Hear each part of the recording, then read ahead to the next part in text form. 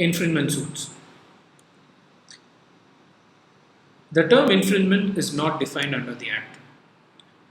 Any intrusion into the scope of an invention for which the claim is protected, which is what we understand from the language of section 10(4)(c), which gives us the scope of what is being protected, can be enforced because the rights of a patentee under section 48 defines what are the rights that is given to a patentee by virtue of the patent. Right to make, right to use, right to offer for sale, right to sell, and right to import.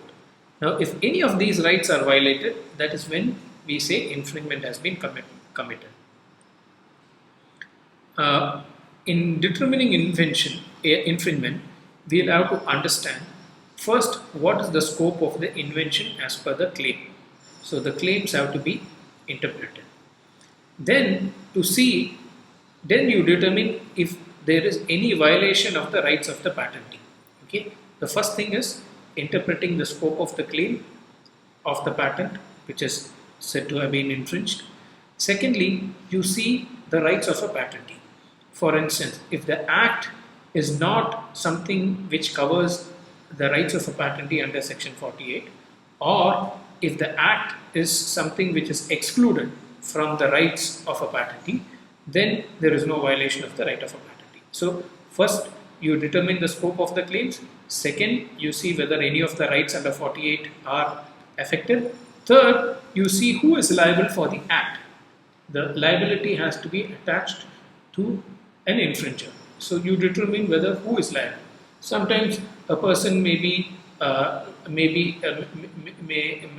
have done an act which contributes to the invention. He may not have actually infringed it, he might have contributed. He might have carried the infringing goods from point A to point B. There is contribution. Did he commit the infringement or did he contribute to it? So you have direct infringement and contributory infringement, and for that you need to determine who is liable for the act, because infringement is tied to people. It is tied to persons, either legal entities, it could be an individual or a corporate entity, but it has to be tied to a person. So who is liable for the act is the third thing to determine. The fourth thing is to see whether the act comes under any exception. Whether the act comes under any exception. So if it comes under an exception, say it comes under the exception in 107, or it comes under some of the, if it comes under the categories mentioned in 46, or it comes under the category mentioned in 49, where the patent is used in a foreign vessel or a land vehicle or aircraft. Now you see all these exceptions. If it comes under an exception, then it still cannot amount to an infringement. Now, we had already mentioned that the infringement happens during the term of the patent. Now, between the time of application and the time of publication of application, that is TA and TPA, any of the acts committed during that time are exempted. You could only claim rights after the date of the publication of application. You can only enforce your patent because only the publication of with the publication of application does the notice of the patent goes to the world at large. So any act between TA, time for application, and TPA are exempted. The rights of the patentee are mentioned under section 48. Infringement may be with regard to a product or a process, because 48 refers to A and B. A talks about the rights in a product and B talks about rights in process. The courts having jurisdiction, 104 tells us that, section 104 tells us that the district court have the first jurisdiction. High court, any court above district court has jurisdiction.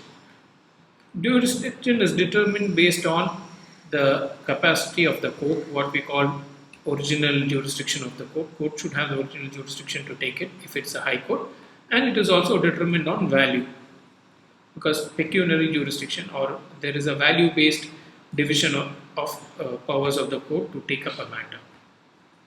Now 104 tells us that it can ordinarily be filed before the district court. But 104 also tells us that if a counterclaim for revocation is filed in an infringement suit. Now counterclaim is you make a contrary claim. The patentee says you are infringing. You go and tell the court in the same case that the patent is invalid.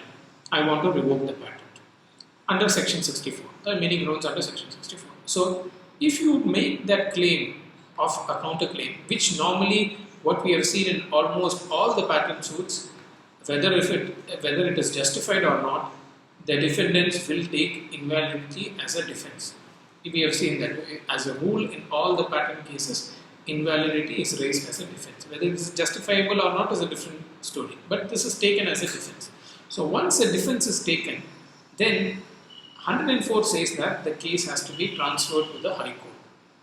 Okay, so if anyone who files an infringement suit before the district court, when the defendant files a defense, what we call the written statement, if they take the defense of invalidity, revocation as a counterclaim, there are procedures for doing that. In the written statement, you have to take counterclaim and you have to pay the court fees. The court fee will be normally there because now you are making a claim against the plaintiff.